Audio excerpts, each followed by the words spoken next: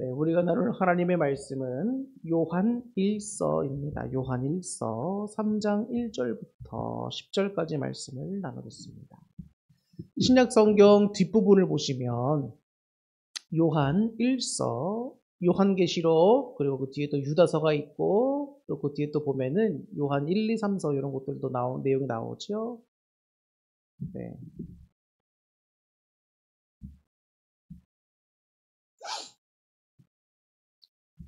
자, 요한 1서 3장 1절부터 10절까지 말씀을 나누도록 하겠습니다. 찾으셨나요? 네. 자, 제가 먼저 읽고 여러분들 읽고 번갈아가며 교독하겠습니다. 보라, 아버지께서 어떠한 사랑을 우리에게 베푸사 하나님의 자녀라 일컬음을 받게 하셨는가? 우리가 그러하도다. 그러므로 세상이 우리를 알지 못함은 그를 알지 못함이라.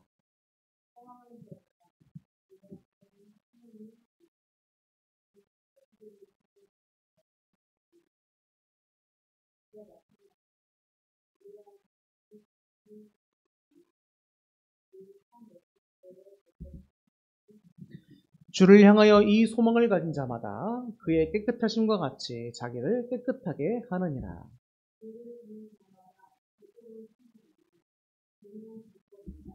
그가 우리 죄를 없애려고 나타나신 것을 너희가 아나니 그에게는 죄가 없느니라.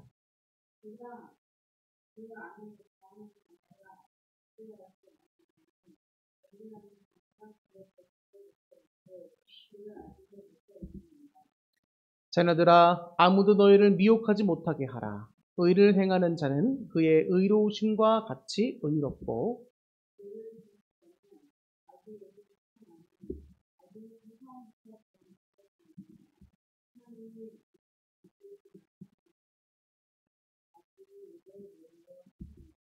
하나님께로부터 난 자마다 죄를 짓지 아니하나니 이는 하나님의 씨가 그의 속에 거하며 그의 범죄하지 못하는 것은 하나님께로부터 났습니다.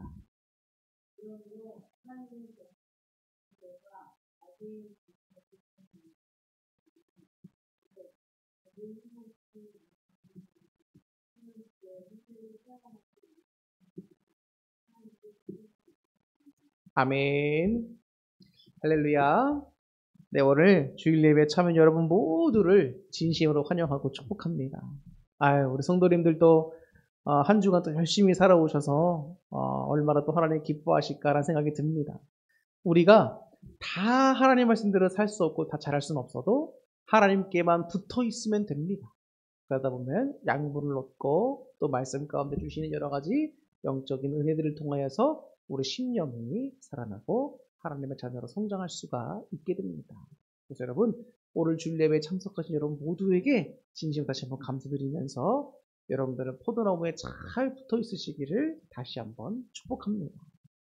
오늘은 요한일서가 우리에게 주는 중요한 교훈에 대해서 한번 알아보려고 합니다. 우리에게 과연 무슨 교훈을 주시려는가 여러분 기대하시고 오늘 말씀을 또 잘 들어주시기를 바랍니다.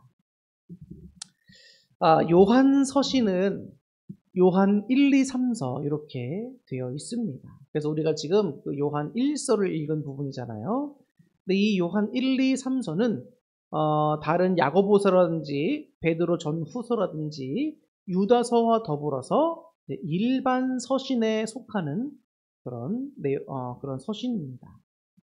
일반 서신이라고 하는 것은 무엇이냐? 우리가 이 일반 서신에 속하는 성경의 내용, 성경들을 잠깐 제외하고 바울들이 보낸 서신들을 보면 항상 특정한 대상이 있고 특정한 교회가 있습니다.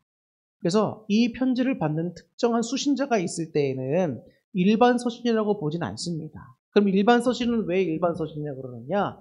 특정한 어떤 대상이나 어떤 교회를 놓고 보내진 편지가 아니라 모든 교회에 속해 있는 어느 교회 누구라든지 이 편지를 읽어볼 만하다. 그래서 회람하면서 읽었던 그런 성경이다, 편지다 그래서 일반 서신 이렇게 간주가 되어 있습니다. 그래서 요한 2서와 3서는 요한 1서에 포함되어 있기 때문에 보통 같이 해서 일반 서신으로 분류가 되고 있습니다. 근데 제가 늘 여러분들에게 말씀을 드리지만 신약 성경의 모든 서신서들은 편지란 말이잖아요. 이 신약 성경에 있는 모든 서신서들은 1차적으로 가장 먼저 해야 하는 중요한 작업이 있습니다. 그것은 뭐냐면 그 서신서가 쓰여지게 된 배경을 이해하는 거예요. 즉, 다시 말하면 이 서신이 누구에 의해 쓰여졌는가, 또 이 서신을 받는 수신자들은 누군가, 그리고 또 어떤 상황에서 어떤 목적을 가지고 이 편지가 쓰여졌는가를 살펴보는 것이 정말 그 편지를 이해하기 위한 중요한 작업이다라고 할 수 있습니다. 그래서 오늘도 우리가 이 요한 1서라고 하는 이 서신을 살펴보기에 앞서서 가장 먼저 해야 할 것이 뭐겠습니까? 그 편지가 쓰여지게 된 배경을 먼저 우리가 좀 살펴봐야 합니다. 그럴 때, 이 요한 1서가 우리에게 주고자 하는 메시지가 이거구나 라고 탁 눈에 들어오게 되는 거예요. 자, 사도 요한이 이 서신들을 보낼 당시를 우리가 잠깐 살펴보자면, 우선 당시 요한은 에베소라고 하는 곳에서 목회 활동을 하고 있었습니다. 교회 역사 자료를 보면 요한은 이제 AD 67년에서 70년까지 일어났던 로마와 유대와의 전쟁이 있었습니다. 그걸 유대 전쟁이라 그래요. 그 유대 전쟁을 발발하는 계기로 이제 솔로몬이 지었던 성전이 다 무너지게 되고, 그다음에 유대인들이 뿔뿔이 또 흩어지게 되는 일들이 발생하게 됩니다. 그때 사도 요한은 에베소라고 하는 곳으로 이제 이주를 하게 됩니다. 그러면서 에베소에서 약 30년 동안 이제 목회 활동을 하면서 소아시아의 교회들을 돌보고 있었습니다. 그 30년 동안 목회 활동을 하면서 다른 요한을 제외한 모든 사도들이 다 이제 죽게 되지요. 그리고 사도 요한은 마지막 남은 사도로서 이제 목회 활동을 하면서 교회와 성도들을 돌봐야 했습니다. 그 당시에 어떤 문제가 있었냐? 크게 두 가지 문제가 있었습니다. 첫 번째는 스스로를 신이라 칭하면서 황제 숭배를 강요했던 도미티아누스 황제가 있었습니다. 자, 그러면서 여러분, 우리가 중요하게도 요한계시록도 이 도미티아누스 황제 치하 때 반모섬에서 요한이 유배됐을 때 작성되게 되면서 하나님이 고통을 겪고 있는 많은 주의 백성들에게 주님의 다시 오심을 기약하게 하면서 또 소망과 희망을 주지 않습니까? 또 하나의 문제가 있었습니다. 그게 뭐냐면 바로 영지주의자들인 거짓 교사들의 활동을 막는 것이었어요. 그래서 정통 신앙을 수호하는 것이 그에게 마지막 남겨진 사도로서 굉장히 큰 임무였다는 거예요. 목표였다는 겁니다. 자, 이 영지주의라고 하는 것도 우리가 조금 알아봐야 됩니다. 도대체 이 영지주의가 뭐였길래 당시 초대교회에 그토록 어려움을 주었는가? 그렇게 정통 순수신앙에 훼손을 하게 만들었는가? 좀 알아볼 필요가 있습니다. 참 재밌는 건 뭔지 아세요? 교회의 신학이 체계화되고 열심히 발달하게 된 이유 중에 하나가 이단의 출현이었습니다. 이단들의 그 잘못된 교리와 맞서기 위해서 신학이 체계화되고 하나님의 말씀을 더욱더 논리적이고 또 하나님의 깨우쳐준 지식으로 지혜로 보게 되죠. 그러면서 체계적으로 신학과 논리가 또 교리가 정해지게 되는 겁니다. 자, 이 영지주의라고 하는 것은 한 2세기경에 굉장히 크게 그 영향력이 넓어졌습니다. 그런데 2세기 되기 전인 이미 1세기 중엽부터, 즉 초대교회 시대부터 소위 전영지주의자들이라는 것들이 발흥을 하게 됩니다. 그래서 초대교회의 어떤 그런 신앙들을 굉장히 위협했었어요. 신약 성경 중에서 제4복음서인 요한복음과 또 바울의 목회 서신들, 그리고 특히 요한 1, 2, 3서와 베드로 후서, 그리고 유다서 등 이런 성경들은 영지주의의 도전에 직간접적인 배경하에서 쓰여지게 됩니다. 놀랍죠? 우리가 읽고 있는 신약 성경의 많은 부분에서도 이단들이 활동하고 있는 배경에 의해서 쓰여지게 됐다는 거예요. 그러면서 1세기의 말렵에 이르게 됩니다. 영지주의적 사상으로 무장한 거짓 교사들의 활동이 점점 더 활발해졌어요. 그리고 진리 위에 정말 굳게 서 있어야 할 주님의 교회를 위협하는 그런 중대한 세력으로 성장하고 대두되게 됩니다. 참 안타깝죠. 영지주의라고 하는 것은 여러분 원래 지식을 의미하는 헬라어 그노시스에서 유래했습니다. 그노시스라고 하는 것, 이 지식이라고 하는 것은 여러분 물론 우리가 알고 있는 배우는 이런 일반적인 지식을 가리키기도 하지만 영지주의에 있어 이 지식이라고 하는 것이 굉장히 중요한데 그럼 그 지식은 뭘 말하는 것이냐? 특별한 영적인 비밀된 지식을 얻어야 된다는 거예요. 그 지식이 굉장히 중요하다는 겁니다. 근데 그 지식이 뭐냐? 세상은 악하다. 세상은 허망하다. 즉 물질 세계는 악하고 영의 세계는 선하다. 우리는 원래 영적인 존재들인데 그 영적인 존재들로부터 전해진 그 영적 비밀들, 그 지식들을 소유하고 있어야 구원을 얻게 된다는 것이지. 성경과 비슷한다면 다르죠? 자, 그래서 완전한 영의 세계와 악하고 무가치한 물질 세계로 이원화시켜서 생각을 합니다. 그래서 인생은 그 영혼이 육체에 갇혀서 불완전한 존재인 사람들이지만 이제 영혼이 육체로부터 이제 해방돼서 영적 세계로 복귀할 때 소위 구원을 이루게 된다라고 이야기하는 것이 영지주의였습니다. 그래서 영지주의자들은 참 하나님을 악하다고 봐요. 재밌죠? 물질 세계를 악하다고 봅니다. 육신을 악하다고 봐요. 그러면은 물질 세계와 육신을 창조한 분이 누굽니까? 하나님이잖아요. 그러니까 하나님을 악한 신으로 봅니다. 그리고 하나님이 유일신이신데 하나님 외에 더 높은 다른 신들을 막 또 만들어내요. 그래서 이런 이원론적인 우주관과 구원론을 가진 사상이 곧 영지주의였단 말이에요.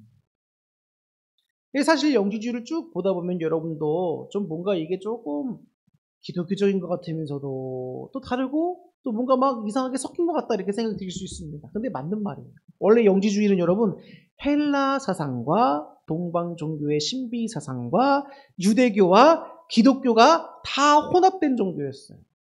그러니까 조금씩 자기들의 어떤 상상력과 또 여기저기서 갖고 온 여러 가지 이런 어떤 내용들을 다 그냥 망라해가지고 창조한 것이 바로 영지주의였단 말이에요.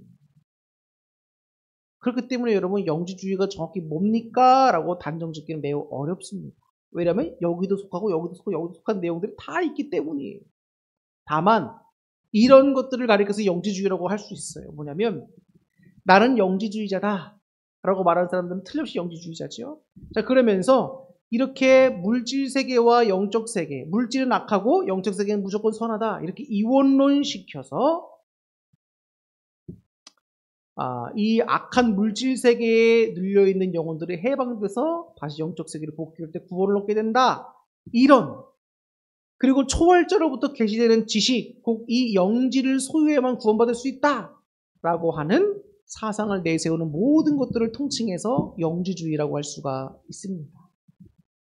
자, 그러면 이 영지주의가 왜 문제가 되느냐? 이게 중요하잖아요. 그죠? 이 영지가 왜 문제가 되느냐?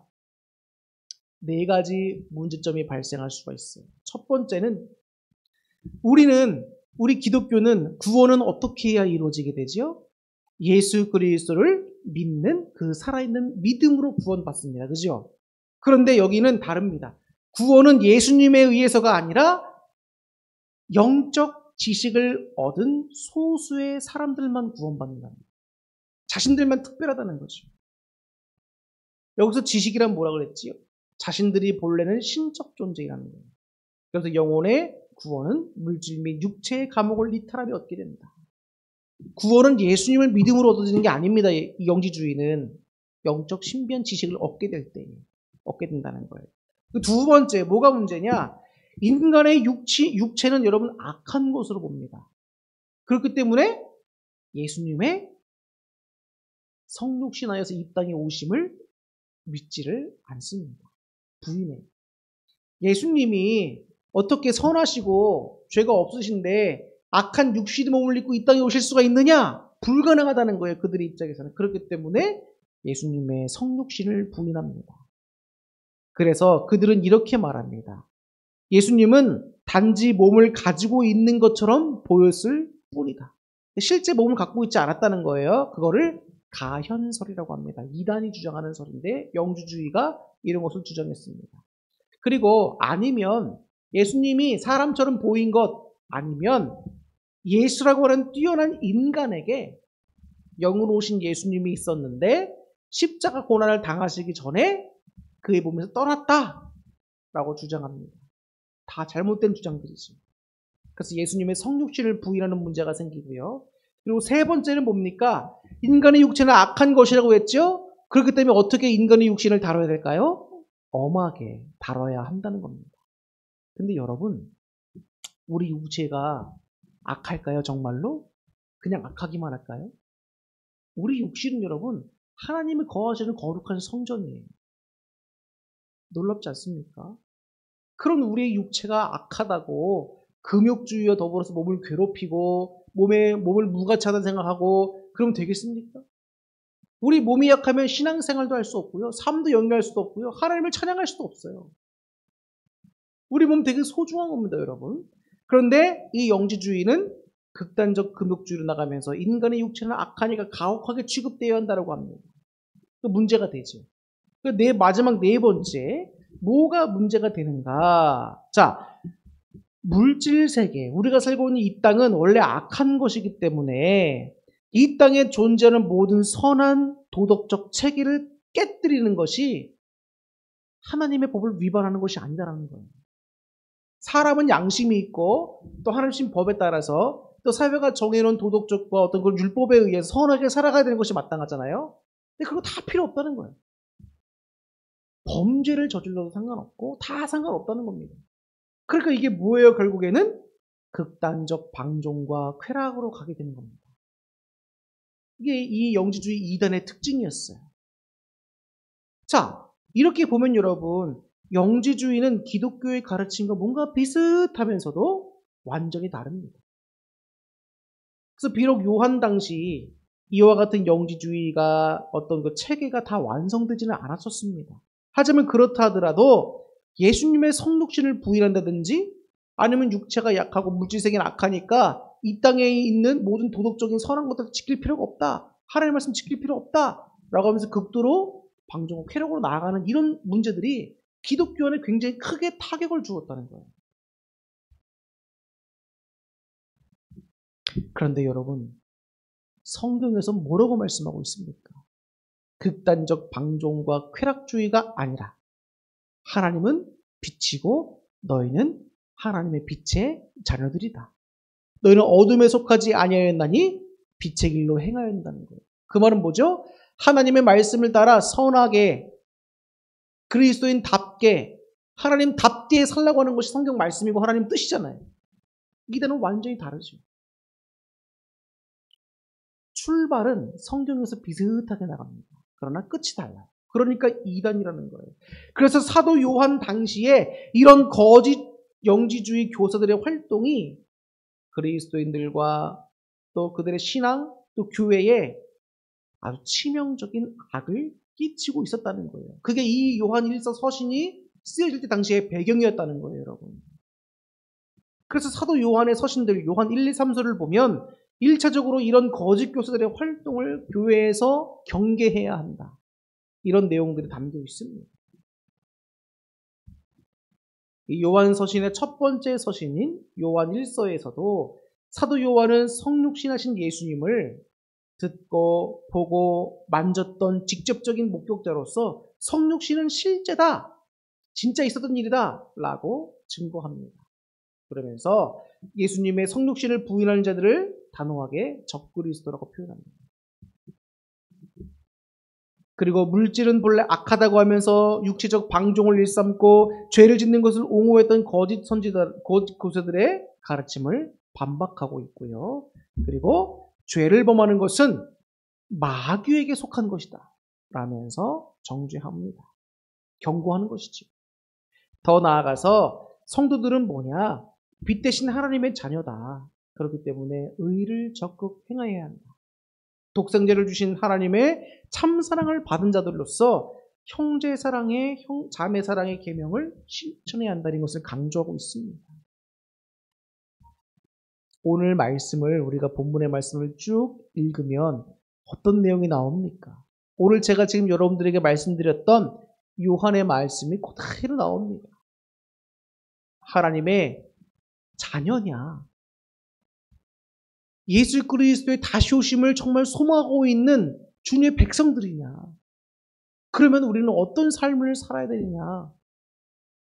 하나님의 말씀에 따른 선한 삶을 살아야 한다는 겁니다. 교회에서는 믿음 이렇게 이야기하면서 또 한편으로는 행위를 강조합니다. 왜 그럴까요? 하나님이 모세에게 주신 십계명들, 또 성경 66권의 모든 내용들도 우리들에게 믿냐? 그 믿음에 따라 합당한 삶을 살아라 말씀하고 있기 때문이에요. 우리가 요한계시록에서 배웠었죠? 이 말씀을 읽고 보고 읽고 지키는 자가 복되다. 이 말씀을 읽고 듣고 지키는 자가 복되다는 거예요. 그 말은 뭐죠? 이렇게 하나님의 말세에 대한 계시를 다 해줬습니다. 그 계시를 왜 해줬을까요? 단순히 공포에 떨어라, 이런 대환란이 있을 테니까 너희는 무서워하면서 공포에 떨어라 이렇게 하시려고 그 요한계시록을 주셨을까요? 아닙니다. 그런 것이 있지만 결국에는 주님이 오심으로 믿는 자들 최후 승리한다. 힘을 내어 끝까지 예수님의 자녀답게 살라는 거예요. 요한계시록의 핵심 내용 아닙니까? 근데 오늘 요한 1서도 마찬가지예요. 놀랍죠? 성경에 있는 모든 내용들이 여러분 약간씩은 차이가 있지만 결국에는 공통적으로 흘러가게 됩니다. 그게 뭐죠? 그리스도인답게 하나님 자녀답게 살라는 거예요. 로마서 2절을 보면 이제 예수 그리스도를 믿는 믿음들 이런 부분들이 이제 사복음서를 통해서 강조가 되면서 또 그 예수님의 이야기를 통해서 많은 믿는 자들이 생겨나게 됩니다. 근데 그 많은 믿는 자들이 어떤 자들이냐면 크게 두 부류예요. 하나는 유대교에 속해 있다가 개신교로 그리스도교로 개종했던 유대인들이 있는 반면에 또 하나는 전혀 예수님도 모르고 이스라엘 백성들도 아닌 완전 이방인들이었단 말이에요. 그러니까 이방인들이었다가 전도가 돼서 예수를 믿게 된 사람들이 있습니다. 이 두 부류의 교인들이 교회 안에 섞여 있어요.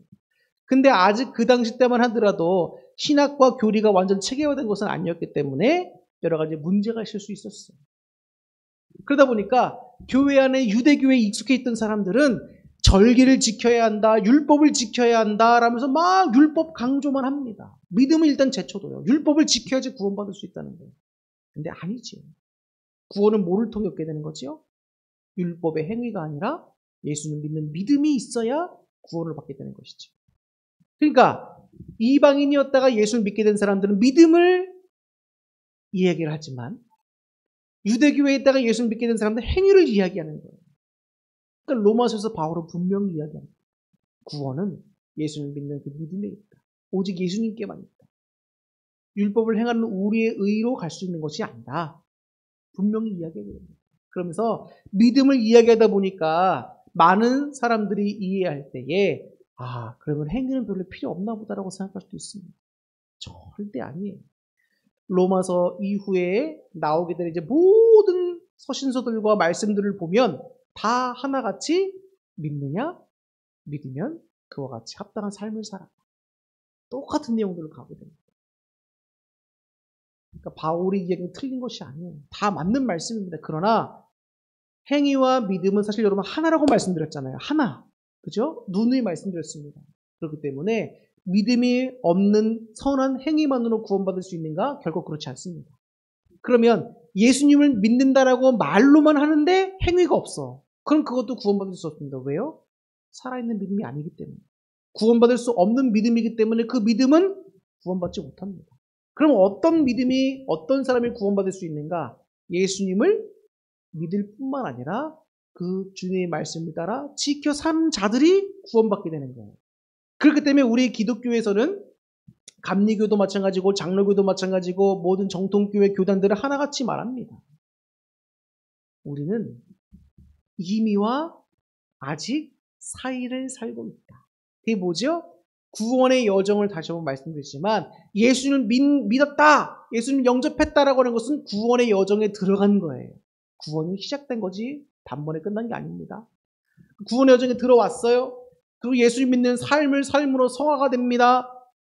그러면서 나중에 주님 옆에 갔을 때에 주님께서 구원해 주시면 그때야 구원의 완성이 이루어지는 거예요. 그렇기 때문에 구원론에 관해서 또 다른 견해를 갖고 있어서 이단이 되는 구원파가 있지 않습니까? 이거 완전 성경과는 다른 내용을 전합니다. 구원파는. 항상 말씀드렸죠? 몇 년, 몇 월, 몇 시, 몇 분, 몇 초에 구원받았습니까? 이래는 단박 구원을 이야기합니다. 그러면서 구원이 다 이루어졌으니까 방종하고 살고 쾌락해도 살아도 괜찮아. 다 구원받았어. 영주주의와 구원파가 비슷하게 하지 않습니까? 이단들은 똑같아요. 그리고 항상 교주들을 신격화시키죠. 통일교가 이름을 바꿨습니다. 세계평화통일가정연합 이렇게 이름을 바꿔서요. 근데 여러분 통일교도 마찬가지고 신천지도 마찬가지고 박옥수 구원파 계열에 있던 박옥수도 마찬가지고 교주들이 신격화되고 그 다음에 내용이 처음에는 성경으로 시작하지만 끝에는 다 다른 내용들로 끝납니다. 미혹하는 내용들로 끝나게 돼요. 여러분 신천지는 말합니다. 요한계시록에 나와 있는 성경 어떤 말씀을 근거로 해서 이만희 교주에게는 예수님의 영이 나중에 임하게 되고 그리고 성도들에게는 천사의 영이 임하게 된다. 14만 4천 명에게. 그래서 그들이 구원받게 되고 한다는 거예요. 그럼 예수님의 영이 임한 이만희는 뭐가 되는 거예요? 예수님이 되는 거잖아요. 그러니까 이게 여러분 근데 우리가 요한계시록을 공부해봐서 알지만 그런 내용이 요한계시록에 나옵니까? 안 나와요. 그죠? 그러니까 요한계시록을 모르는 거예요. 근데 이런 말도 안 되는 내용들에 사람들이 빠져넘어간단 말이에요. 잘못된 거죠. 그래서 이단 교주들은 항상 이야기합니다. 하나님께서 나에게 특별한 계시를 직통 계시를 주셨다. 나에게 계시를 바로 주셨다. 그다음에 성경 말씀보다도 나에게 주신 이 하나님 말씀이 이 내가 전하는 말이 더 우위에 있다라고 하면서 신격화가 되는 거예요. 근데 이단 교주들 보세요. 다 그래요. 자기 말이 하나님께 직통으로 받았고 이게 하나님 말씀이라고 해서 나오면 성경 위에 자기의 권위를 둡니다. 그러니까 성경으로 시작하지만 결국은 이단 교주가 설파하는 잘못된 논리를 따라가게 되는 거예요. 잘못된 겁니다. 성경을 우선시할 수 없습니다. 하나님의 교회 안상홍으로부터 시작했죠. 안상홍은 사람인데 자신을 하나님이라고 하잖아요. 근데 죽었습니다. 근데 원래 하나님의 교회는 교주들이 자신들이 믿고 있는 교주들이 안 죽는다고 생각해요. 하나님이니까. 근데 안상홍 죽었잖아요. 여러분 지금도 하나님의 교회 사람들 여기 전도로 다니는데 한번 물어보세요. 장길자 죽어요? 안 죽는다 그래요. 신천지 이만희 죽어요? 안 죽는다 그래요, 여러분. 근데 보세요, 죽지. 죽으니까 안상홍에서 장길자로 종교가 넘어가잖아요. 사람이 왜 안 죽습니까? 죽지. 사람이 신이 어디 있습니까? 근데 이런 거에 넘어간다니까요. 이게 뭐겠습니까, 여러분? 성경으로 시작해서 그럴듯하게 가다가 마귀의 미혹으로 마치는 게 이단이에요. 조심해야 됩니다, 이단은. 정말 조심해야 돼요. 그리고 하나님의 교회 이 장길자는 하나님을 자신이라고 하면서 또 뭐라고 얘기하냐면 이 사람들이 이런 교육을 받아요. 하나님의 교회에서는 세대주의를 말합니다. 그러니까 교주를 신격하기 위한 단계죠. 하나님은 세대별로 시대별로 구원자를 보내셨다는 거예요. 구약에는 하나님이 활동하셨고 또 예수님이시는 예수님 활동하셨고 그 이후에는 성령이 활동하셨고 그러면서 자기 교주가 활동한다는 거예요. 구원자로. 세대주의는 여러분 이미 이단으로 돼 있잖아요. 근데 이단들의 내수는 항상 그렇습니다. 그러니까 우리가 성경을 공부하고 오늘 이렇게 우리가 예배를 통해서 말씀 드리면서 이대에 대한 경각심 어떤 이런 내용들을 좀 알아야 돼요. 근데 이단들은 하나같이 비슷하게 가. 그렇지 않습니까? 여기 또 박옥수가 또 계열 또 침례교가 문제였죠. 한국 침례회를 제외한 대한예수교 침례회 이런 거 여러분 대한예수교 침례회 이런 거 다 이단입니다. 침례회는 한국 침례회만 정통이에요. 근데 박옥수는 대한예수교 침례회란 말이에요. 거기 수장이죠. 근데 그 사람이 원래 뿌리가 구원파입니다. 구원파에서 뭐 박옥수 계열, 침례회, 그 다음에 신천지 다 거기서 나온 거예요. 그 뿌리가. 근데 구원파가 한간에 굉장히 그 국가적으로 문제가 됐었잖아요. 이슈가 됐었잖아요. 그래서 박옥수가 거기서 우린 탈퇴했다 라고 하면서 구원파 상관없다 이야기합니다. 애터미가 구원파에 속한 거잖아요. 거기. 근데 여러분 이단에 속해 있고 이단 교리를 가르치는데 우린 구원파에서 탈퇴했다고 그게 이단이 아닙니까? 이단인 거지. 그죠? 얼마 전에 9월동에 있는 박옥수파 그 대한예수교 침례회에서 여학생 한 명 구타당해 죽었잖아요. 뉴스에 한참 나왔었습니다, 여러분. 이단들은 여러분 정말 무서운 거예요. 어떤 범죄보다 여러분 정말 이 이단 문제가 정말 심각한 겁니다, 이거. 이거는 사람을 죽게 하고 가정도 망치고 재산도 다 뺏기고 뿐만 아니라 영혼까지 여러분 죽게 만드는 거예요, 이거. 이 사기입니다, 이거 종교 사기.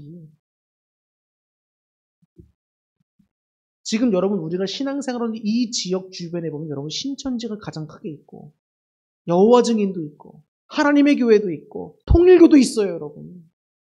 조심해야 돼요. 간혹 우리 교회에도 여러분 이단 뭐더라? 정말 생소하게 처음 듣는 뭐 신생 이단들이 막 편지를 또 막 보내요. 정말 놀랍습니다. 근데 보면 하나같이 성경을 근거로 해서 나와요. 참 말도 안 돼요. 목사들한테 와가지고 성경을 가지고 들이대면서 막 따집니다.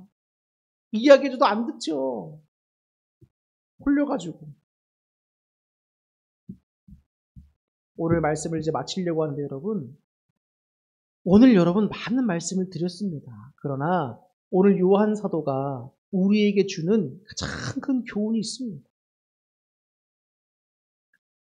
예수님의 재림을 소망하는 성도들, 또 하나님의 자녀된 성도들로서 이단을 잘 경계하고 또 세상에 주는 어떤 그런 세속적인 가치에 현혹되지도 말고 하나님의 자녀면 하나님의 자녀답게 하나님 말씀만을 좀 따르면서 거룩하고 선하게 살아야 한다. 이런 내용들이 우리에게 주어지고 있는 겁니다. 여러분 우리들의 모습을 한번 점검해 보세요. 이 말씀을 통해서. 내가 정말 하나님의 자녀답게 살아있는 믿음의 소유자답게 구원받을 만한 믿음을 소유한 사람답게 오늘 하루도 한 주간도 살아오고 있는가? 한번 돌아보세요. 그럼 하나님이 우리의 마음속에 정죄하는 것이 아니라 회개에 대한 마음을 주실 겁니다. 그건 우리를 정죄하려고 하는 게 아니라 우리를 살리시려고 하는 거예요. 예수님의 보혈의 은혜가 그래서 여러분 가장 핵심이고 중요한 거예요. 그래서 우리는 기독교, 그리스도교라는 겁니다. 오늘도 우리를 살리시는 그리스도의 보혈의 은혜에 대해서 여러분 주님께 감사를 드리면서 자신의 삶을 점검하고 하나님 백성답게 사시며 전국의 구원의 완성을 이루실 수 있는 저와 여러분 될 수 있기를 주님의 이름으로 축원합니다. 기도하겠습니다.